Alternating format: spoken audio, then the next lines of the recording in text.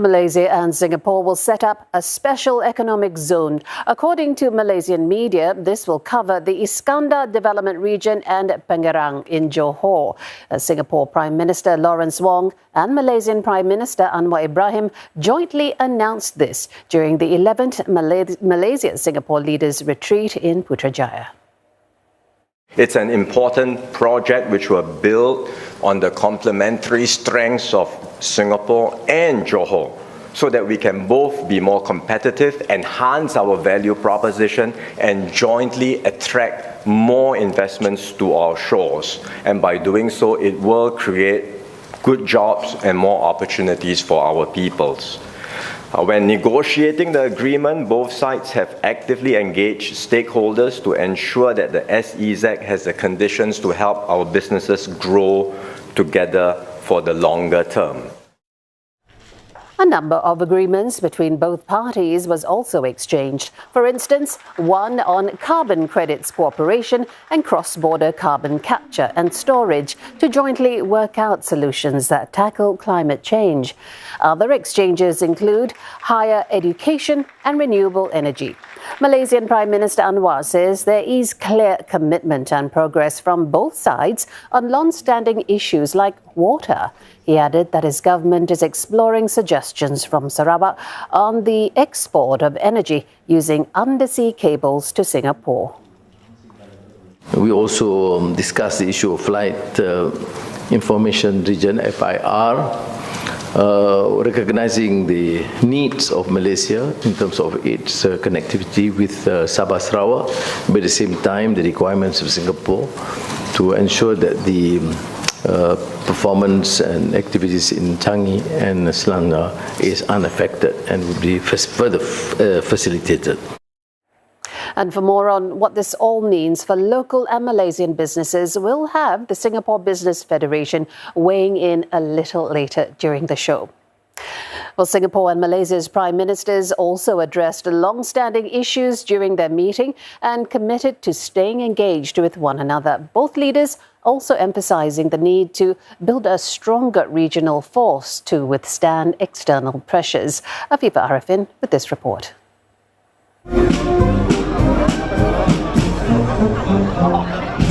Starting the year on a positive note, with 2025 marking 60 years of diplomatic ties between Singapore and Malaysia, and the year Malaysia assumes the ASEAN chairmanship. The annual Leaders Retreat provided a timely opportunity for both countries to review bilateral relations and discuss key regional and global issues. Speaking at a joint press conference, Singapore Prime Minister Lawrence Wong underscored the importance of ASEAN unity in staying competitive amid global economic shifts. In today's world where the big economies are all talking about reshoring, onshoring, nearshoring, they want the key projects to be nearer to their home economies. So ASEAN has to come together, look at ways in which we can enhance our value proposition and be competitive together. And Malaysia and Singapore can form a very important foundation for a stronger ASEAN. Prime Minister Anwar Ibrahim echoed PM Wong's sentiments, stressing the need for ASEAN countries to collaborate rather than focus on divisions. We have to strengthen ourselves as a regional force to be able to withstand the unpredictable pressures from other areas or groups or regions. We hope that we should collaborate instead of talking about contentious divisions and tensions. But finally, it is how we deal with these issues.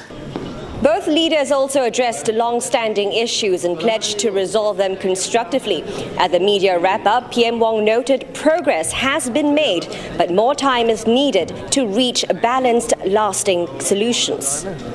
So we are, both sides, both Prime Minister Anwar and I are fully committed to continuing the engagement and discussions, and hopefully with the nudging from the Prime Ministers, with the constant engagements we have and the continued dialogue, we can see some progress by the next Leaders Retreat across all three bilateral issues, water, airspace, and maritime boundaries. So that's one key priority on our agenda.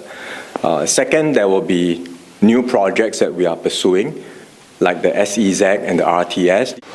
In response to a question on how firms could be affected as the Johor Bahru Singapore Rapid Transit System becomes operational from end 2026, PM Wong says his government will continue to support heartland enterprises to think of new business models.